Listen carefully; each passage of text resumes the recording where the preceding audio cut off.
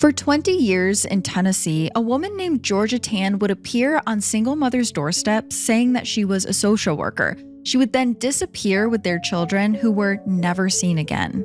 It would later be revealed that Georgia was running one of the largest black market baby smuggling operations in the world, and it only gets darker from there. This is Heart Starts Pounding, where we cover a variety of different dark topics. I'm talking cults, dark history, mysterious disappearances, and so much more. We release episodes once a week, so make sure to like this video, subscribe to this channel, and this week I want you to leave a comment letting me know what your town is notorious for.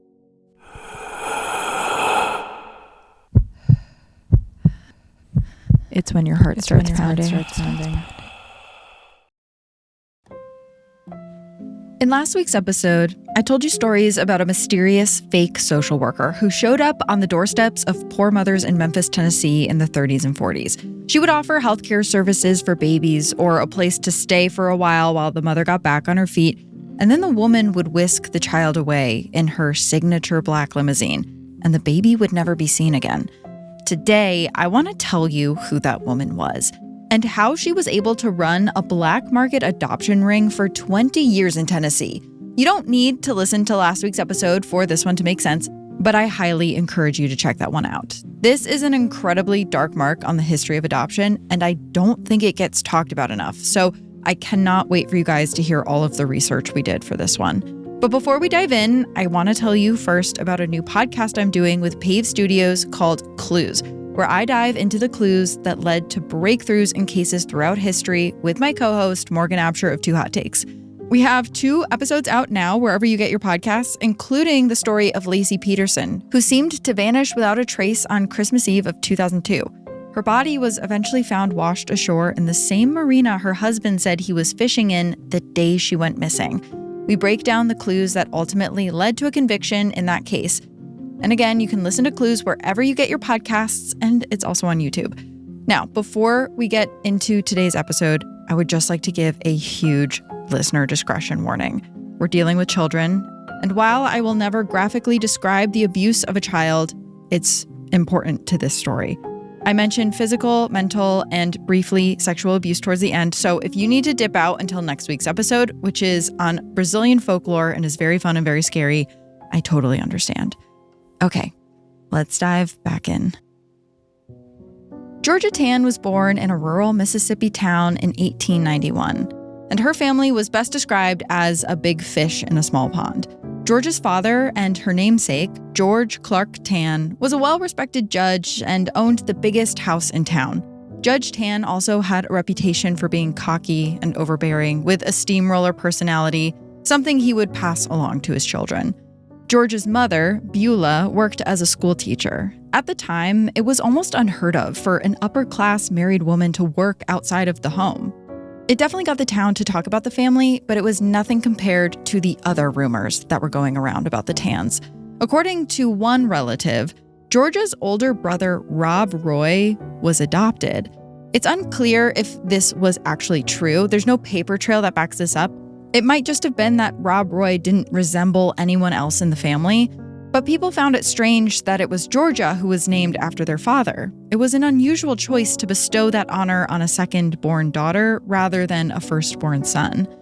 But this was never something that the Tanns would have addressed. No, they were all about keeping up appearances. Georgia was outfitted in nice dresses and expected to sit studiously at the piano each night.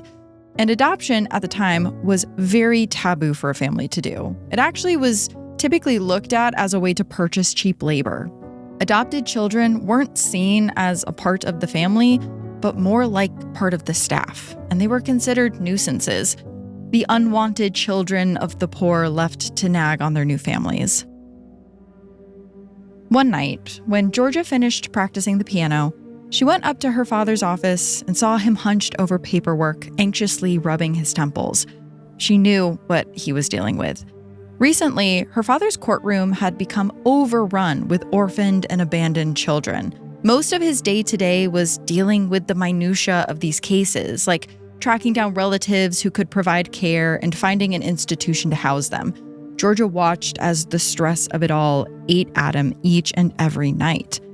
And to Georgia, the options for these children were terrible. Asylums were really meant for adults, usually ones that were in some kind of mental or financial distress. It was where the destitute did hard labor to pay off their debts. The conditions of asylums were disgusting, and they were no place for a child or infant. And the other option for the children often involved them being reunited with their poor families or with their single mothers. And to Georgia, who had been raised with a silver spoon, honestly, that option seemed worse. There had to be another way, and solving this problem for those children would become Georgia's life's mission.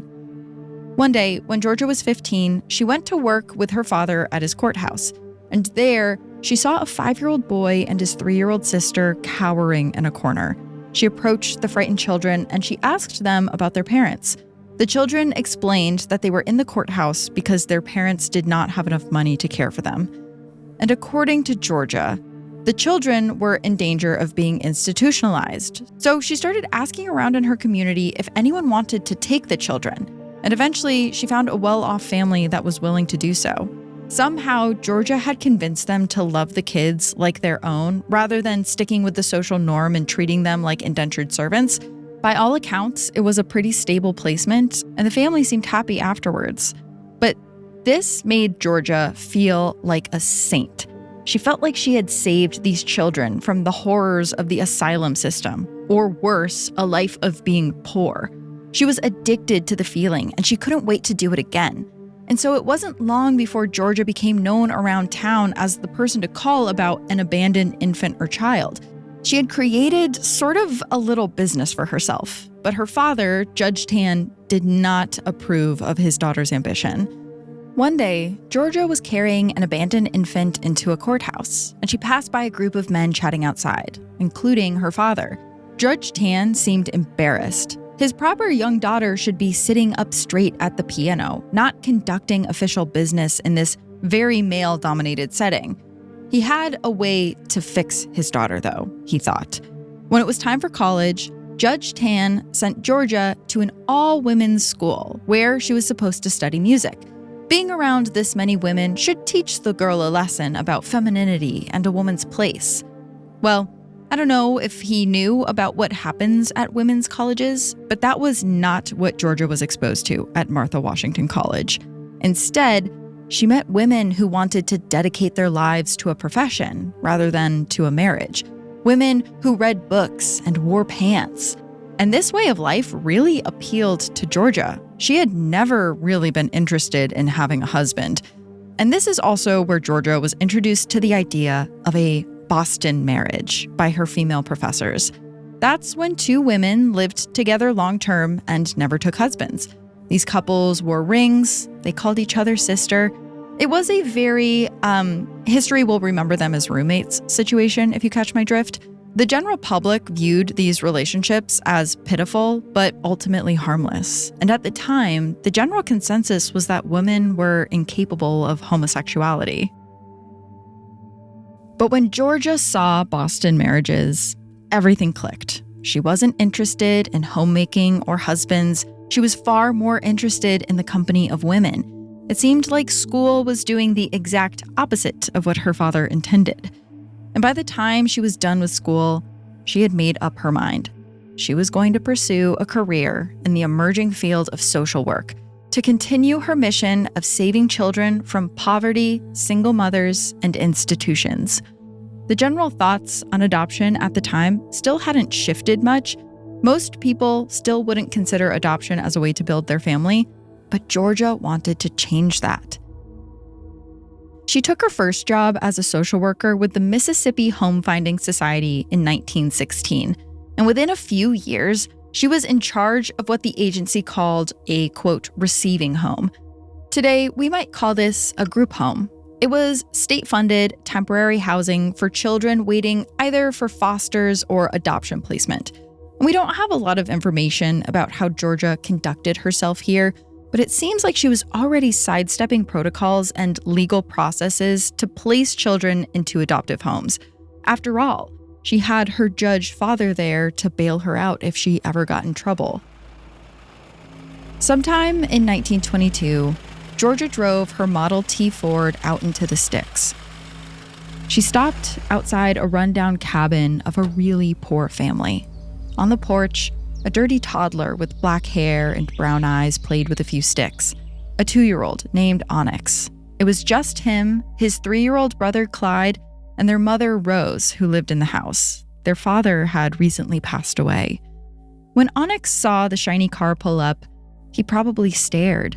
Their little rural town likely didn't see many cars, and they certainly never stopped outside of his house. His mother, Rose, was inside taking a much-needed nap. See, she was pregnant, diabetic, and grieving for her husband. She wasn't outside to tell Onyx to get away from the woman, to not accept the offer of a nice ride in a fancy car. If she had been, maybe Onyx wouldn't have left with Georgia. Rose didn't know it, but Georgia had her father draw up the necessary paperwork to have her legally declared an unfit mother, and Onyx an abandoned child. There was no reason behind this other than the fact that Rose was a single mother living in poverty. And before Rose could locate her son, Georgia placed him in an adoptive home with a new family. And a few weeks later, she would come back to repeat the process with Onyx's brother Clyde. Rose never saw either of her children ever again. But this was just the beginning for Georgia, because once she saw how easy this process was, having her father drop the paperwork and luring kids into her car to find them new families, nothing was going to stop her. After Georgia Tann kidnapped the 2 boys from the cabin, their mother Rose went to court to try and regain custody. She lost, probably because Georgia had her father pull some strings.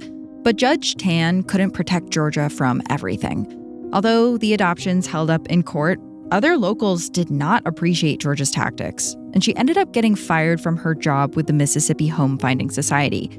She found out she was not really welcome in her community anymore. But instead of taking a long, hard look at what she'd done, Georgia just brought her scheme to a new town. By that point, she was living in her own Boston marriage with a woman named Anne Atwood Hollingsworth, and they had adopted a daughter named June. Georgia moved her little family north to Memphis, Tennessee, and there she accepted a position as the executive secretary for the Tennessee Children's Home Society. We'll call it TCHS for short. Georgia found the agency to be limited in scope and lacking in funding compared to the Mississippi Home Finding Society. There was only one other employee working in the tiny little office she was assigned. Their work was completely administrative, overseeing the placement of children in various privately run boarding homes. But Georgia was on a mission, remember. She had a vision, and so she got right to work. The first issue that she wanted to tackle was the small budget. She drove that same Model T around Memphis, building relationships with everyone, from local business owners to the head of women's clubs to judges. Georgia set her new friends up with TCHS board seats, which had 2 advantages. One, influential Memphians now had a vested interest in raising money for TCHS, and more importantly, they felt indebted to Georgia. The board was supposed to supervise her work, so she stacked it with allies. Because remember, she didn't have daddy around anymore to get her out of trouble, so she needed friends in high places to do that instead. And Georgia's biggest prize was a politician named E.H. Crump. He was known around town as the boss. Crump's hold on Memphis city politics was absolutely ironclad, and he had a decent hold on state-level politics too. No one was elected in Memphis without his say-so. Georgia thought that she would have access to unbridled power through her father, but Crump was about to take things to a whole new level. With a friendly board and the backing of Memphis's most powerful politician, Georgia was able to decide how TCH should be run and what her job would authorize her to do. So she started barging into boarding houses around town, unannounced, and arranging adoptions. She would analyze the children, prioritizing the ones that were more conventionally cute, and she would go out and find them a family. And so on the surface, to her board and to E.H. Crump, things seemed to be going really well. And Georgia had an exceptionally high success rate with these adoptions, but it wasn't really just because she was exceptionally good at it. She was able to move quickly because she was completely ignoring the law. Georgia wasn't confirming that a family would be a good fit for a child. And she also wasn't disclosing the medical history of the adoptee to the adoptive parents, like if they suffered from seizures or if they needed specific medications. And other social workers around town knew that this was going on, so they would try to bar Georgia from entering their boarding homes to look at the children. But because Georgia had Boss Crump protecting her, no one could stop her. She could barge in at will and just decide the fate of any child. Also, these adoptions were not free. They were her business, and Georgia started taking home a lot of money for the sales of these children. And that's when she traded in her Model T for her signature Raven Black limousine. And it seems like around this time, Georgia became dissatisfied with adopting only children who were already wards of the state. Just like how she spotted those kids in her father's courtroom, she wanted to scoop up any child she could. And by scoop, of course, I mean kidnap. In the middle of the day in Memphis, a not quite 21-year-old named Josie Henderson felt ripping pain in her abdomen. Her baby was coming. It was her neighbor who drove her to the John Gaston Hospital. The baby's father was at work and couldn't leave because every penny helped this family, and so he told Josie he would see her after his shift was done. Josie's delivery was swift, and the child arrived by the afternoon. She was completely out of it after she gave birth, though. The cocktail of drugs they gave pregnant women back then made her loopy and tired, so she closed her eyes, thinking she would take a brief nap, but she awoke the next morning to a woman standing at the foot of her bed. "I'm so sorry, but your child has died," the nurse told her. "What?" Josie asked. "Impossible. There must have been a mistake." The nurse just shook her head and left the room. But not like she was giving Josie space to grieve. More like she needed to run out of the room before she accidentally said more. Devastated, Josie collected her things and was wheeled out of her hospital room. And there, in the hallway, was another woman. Young like Josie, no husband to hold her while she cried, her shoes tattered and dirty from her work as a sharecropper. She was told her child had also died. Wow, what are the chances? Josie thought to herself. But then she looked around the hallway and saw multiple other women, all of them young, most of them without husbands, crying because they had also just been told that their babies had died. And one by one, each of them had paperwork shoved in their faces, and they were told that the hospital would take care of everything as long as they just signed on the bottom line. What they were actually signing was paperwork that Georgia Tann had drawn up by her judge friend Camille Kelly, where the women would rescind all of their parental rights to the child. Yes, Georgia had arranged for the trafficking of all of the children born in the hospital that night. She was friends with the judge, she was friends with the hospital staff and the owner, and so no one was around to help the women when they started to wonder if their babies really all had died that night. And this became part of Georgia's new MO. She expanded and refined her abduction methods. Rather than relying on her father to fix the paperwork on the back end, she began using a more streamlined method, tricking desperate and unsuspecting parents into signing their rights away. And we heard some of these stories play out in part 1. Georgia would find impoverished families, especially single women, when they were vulnerable right after giving birth or when they were struggling due to lack of resources. She exploited her role as a social worker, someone who was supposed to be there to help a family in trouble, and used that to take away their children. In 1928, Georgia had arranged 206 adoptions. That was a huge number. Another urban children's aid society arranged about 5 adoptions a year in the 1920s. Georgia had so much success placing children because she considered the adoptive parents, rather than the children, the primary client she was servicing. She wanted to make adoption as accessible, streamlined, and even fun for adoptive parents as possible. And the results were a little bizarre because the whole process became like a high-end shopping experience for prospective parents.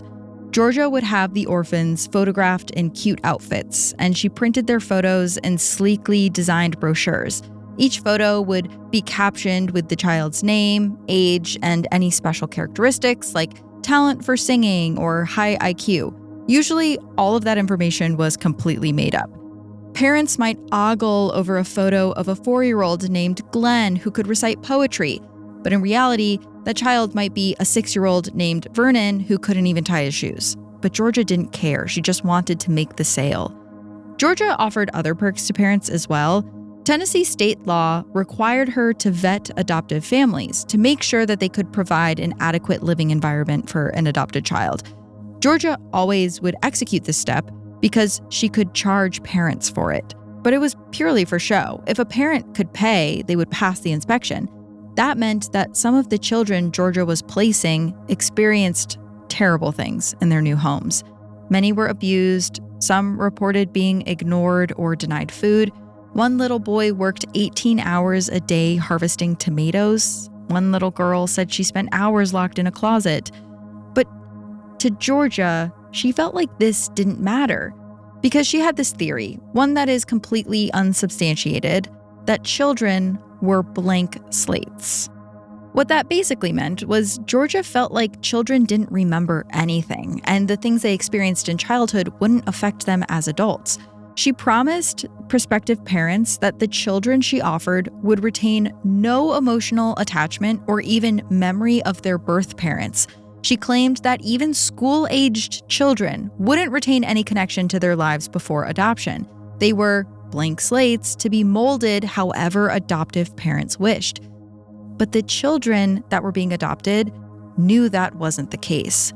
For one 5-year-old named Elizabeth, the effects of this whole experience would follow her all the way into adulthood. Elizabeth came into Georgia's care with her brother soon after their mother died. Without any warning, Elizabeth was separated from her brother and flown across the country to her adoptive parents. They greeted her by saying that she was a new person now, with a new name, Carol. Elizabeth was very confused. She wondered where her brother was. She was still deeply grieving the death of her mother. Her new parents gave her a beautiful doll to try to soothe her, and she named it Elizabeth, trying to do anything to hold on to her old life. And eventually, her new parents seemed to be frustrated by Elizabeth's ongoing grief. They thought that Elizabeth's totally normal emotional response to all of these changes made her seem defective. Elizabeth's new mother kept telling her, "Those things never happened. You're Carol," just over and over and over again. This cognitive dissonance in childhood resulted in an identity crisis that required years of therapy to recover from. Eventually, she would go on to drop the name Carol and return to her birth name, to her new parents' dismay. So maybe Georgia couldn't actually erase a child's memory of their past, but she tried her hardest to erase the real evidence of it. She went to extreme lengths to make sure that adoptive parents could never do anything to reclaim their children once they were with their new adoptive families. She would offer forged birth certificates that listed adoptive parents as birth parents. She would then seal the original documents, which would erase the fact that adoption had ever taken place. Again, Georgia prioritized the adoptive parents over the children that she was supposed to protect. Sealing the original birth records made it extremely difficult, sometimes impossible, for adult adoptees to find any information about their true origins. And this whole service that Georgia offered to adoptive parents did not come cheap. In total, parents adopting from Georgia would pay something between $3,000 and $10,000. In today's money, that's anywhere from $70,000 to $200,000. And for reference, in the United States today, the cost of adopting a child ranges from $8,000 to $45,000. And all of that cash was intoxicating to Georgia. She used it to buy her girlfriend Anne and herself very expensive clothes and cars. She purchased commercial property and even a vacation home where she and Anne would ride horses. But if Georgia wanted to keep up this lifestyle, she was going to have to keep expanding her business. So she decided to start advertising her business more in a way that would give her more clients.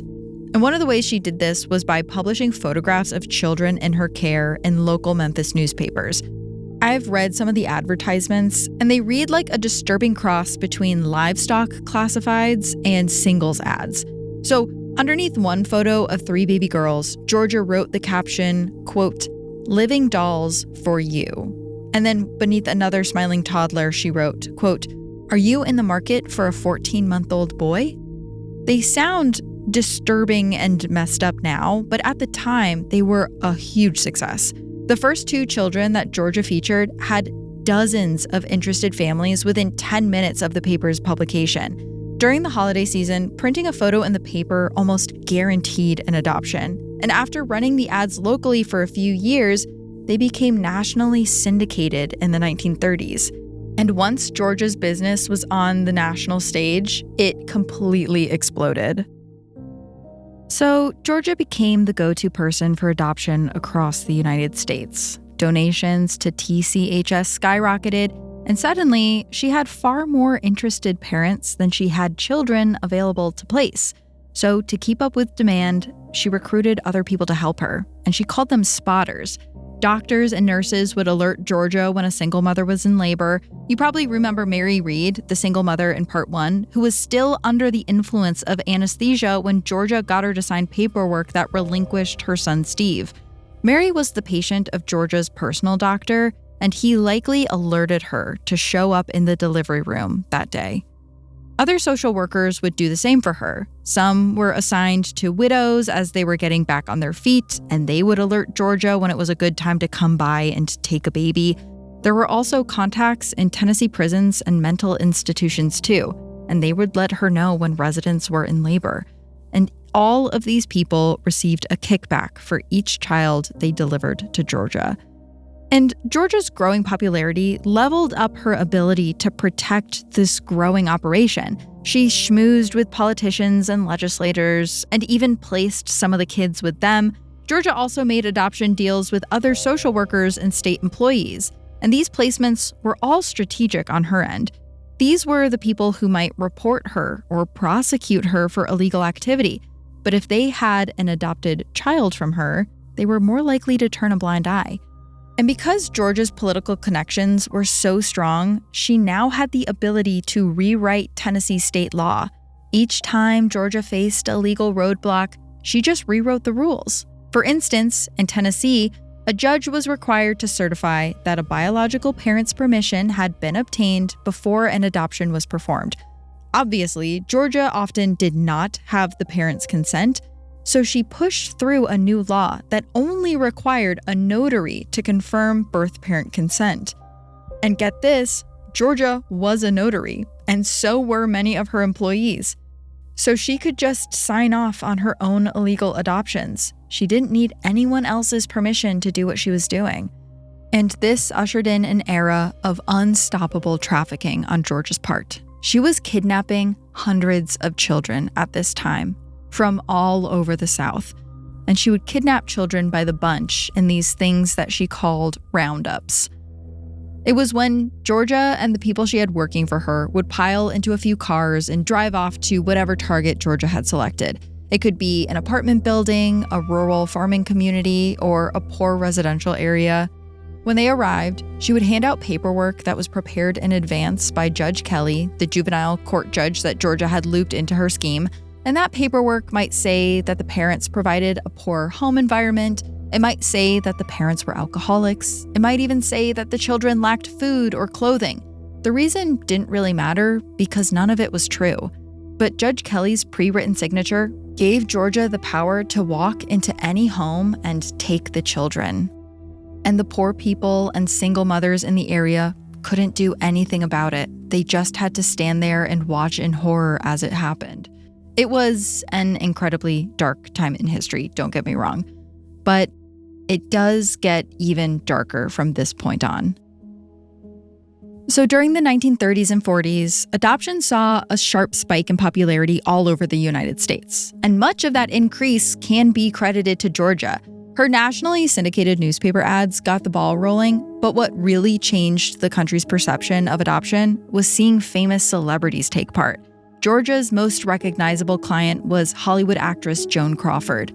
And seeing celebrities like Joan and powerful politicians adopt really destigmatized the process. It even made it seem fashionable. Georgia loved the news coverage of these kinds of placements, and she knew that it would only make her business grow.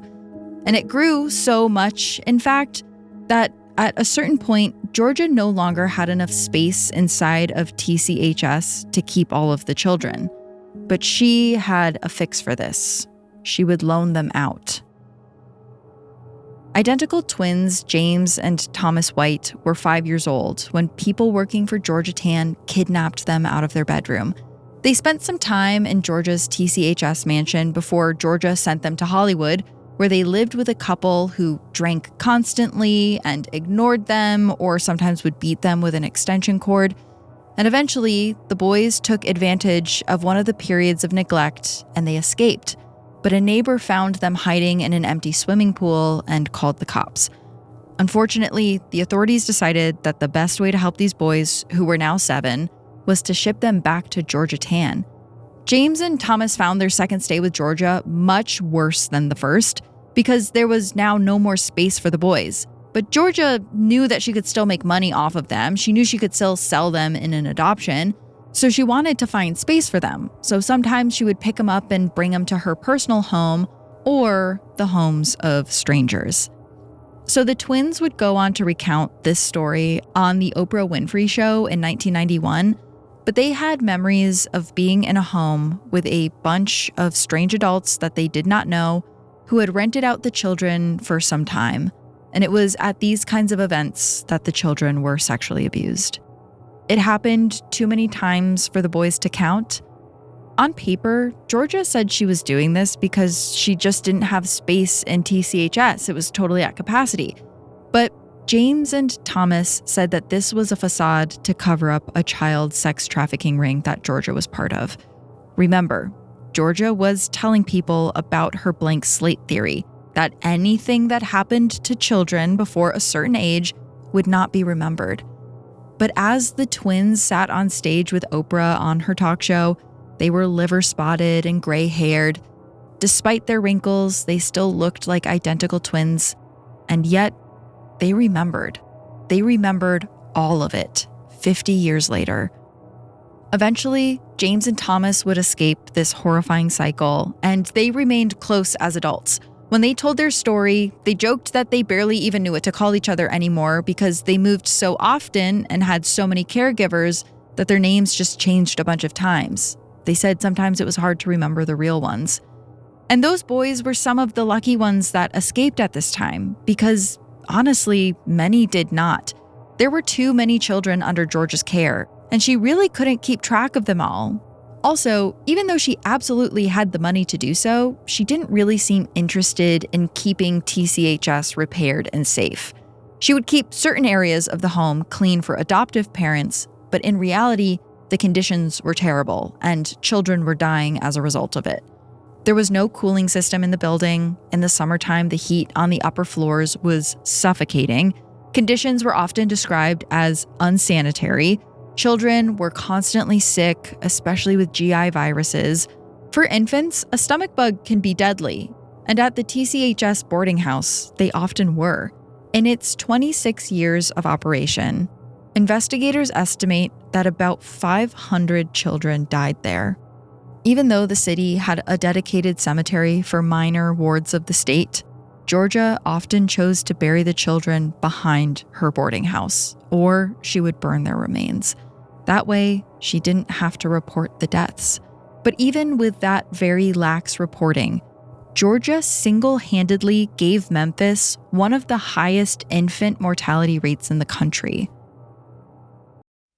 The rapid expansion of Georgia's business and Georgia's increasingly brazen behavior did ultimately have one silver lining. It seems like it made it a little easier for kids to escape their circumstances, or for parents to find ways to reclaim children who had been stolen. Like Josie Statler, who was a single mother to a 14-month-old daughter. We don't know how the toddler ended up in Georgia's boarding house, but Josie showed up there determined to get her back. Somehow, she distracted one of Georgia's staffers long enough to get her hands on her baby, and she ran out of there. Josie was so afraid of retaliation that she actually moved to Massachusetts as quickly as she could. Then there was Peggy, who was 9 when she and her 4 siblings were kidnapped from their single mother. But Peggy refused to go down easy. She did everything she could to make life miserable for whoever was in charge of her. She would wet the bed, she would scream nonstop, and she stopped speaking coherently. She wanted to make herself completely unadoptable. Her siblings were eventually adopted into homes across the country, but Peggy kept getting sent back to Georgia after being rejected by several foster homes. Finally, someone in Georgia's organization just gave up on Peggy completely because they were spread too thin, and they sent her back to her mother, but her siblings never returned. In 1950, an investigative journalist put together an explosive expose on Georgia's scheme. The current mayor, Gordon Browning, was the first in 40 years that wasn't under Boss Crump's thumb. Browning saw that Georgia's scheme ran on corruption all over the city government, and he announced his own investigation. It looked like Georgia finally had nowhere to run. However, she would still manage to evade prosecution. And that's because just a few days after Browning announced the investigation into Tennessee Children's Home Society, Georgia passed away from cancer. She was 59 years old. And although the investigation immediately closed down Georgia's death trap of a boarding home, they didn't really do much else. Even though there were still children living in the home when it was closed, only 2 of them were allowed to resume life with their birth parents. The others were distributed to other state-run facilities. And despite the best efforts of the investigators, birth parents looking for their kidnapped children received very few answers. Georgia's powerful friends in city and state government were not interested in exposing her crimes because they knew it would expose their own complicity. And rather than attempt to rectify any of the illegal kidnappings, legislators, many of them looking to protect their own Georgia-facilitated adoptions, went in the exact opposite direction. They actually passed a bill that retroactively legalized all of Georgia's adoptions. So nothing Georgia did could really ever be considered against the law. The investigation could ultimately only look into the financial fraud that allowed Georgia to get rich off of the adoptions. And although she was a millionaire at one point, which today was around $22 million, there wasn't much left when she died. Eventually, a suit was filed against Georgia's estate seeking $500,000, but they ended up settling for only $55,000. The estate never had to disclose anything that they had done. They never even needed to provide a paper trail to any of the children, siblings, or parents that were looking for each other. It seemed like if any of the families Georgia tore apart were going to be reunited, they would need to do it themselves. And it wasn't easy because Georgia had this habit of rewriting birth certificates, and that meant that there were 0 records remaining of a relationship between an adopted child and their birth parent. But people were not going to go gently. Families were determined to find each other, and that fire only grew over the coming years. Children eventually grew up, and they had flashbacks of Georgia taking them. They remembered having other parents and siblings. So they used a bunch of different kinds of methods, like public records, word of mouth, even classified ads in newspapers. And in the 1980s, a man from Memphis named Denny Glad founded Tennessee's The Right to Know, which was an organization that helped reconnect the families that Georgia separated. And then in 1999, Tennessee unsealed all of their adoption records, and people were finally able to start piecing together their stories. And then there was the fact that over time, genealogical DNA got better and cheaper and more accessible. If people didn't have a piece of paper from the state telling them who their original family was, the DNA could tell them. And slowly but surely, more and more of these families started finding each other. Mary Reed, the single mother whose son Stephen was stolen immediately after his birth, got the phone call she had been dreaming of in the mid-1980s. Stephen always knew he was adopted, but he assumed that his parents voluntarily gave him up. He had no interest in knowing them, but when he learned that he came through TCHS, he wondered if perhaps he was one of the kidnapping victims. At 48 years old, he tracked down his birth mother, Mary, and he was shocked to know that she had been looking for him his entire life. When they finally spoke on the phone, she said, quote, "All my life, since the day you were born, I've been waiting for this day." They met for the first time when Stephen picked Mary up at the airport. She was finally able to hold her son again at almost 70 years old. Alma Sipple, the mother in part 1 who thought that Georgia was taking her sick daughter to the doctor, was watching an episode of Unsolved Mysteries in 1989 when she saw a familiar face on the TV. It was the woman who stole her daughter, Georgia Tann. Alma wrote to the show immediately, and apparently the producers received over 600 letters after that episode aired, all from people asking them to help find their families. And the producers of the show were actually able to help Alma track down Irma after searching for 45 years. Some reunions, however, came too late. An adoptee named Glenn learned in his 80s that he had a brother named Al who he was separated from at birth. He hurried to make a trip from his home in Ohio to meet his brother, only to learn that he was dying. Glenn was still able to approach his brother and lean down by his side to tell him the only thing he would get to say to him in person. Quote, "We didn't get to play as children, but we can play in heaven."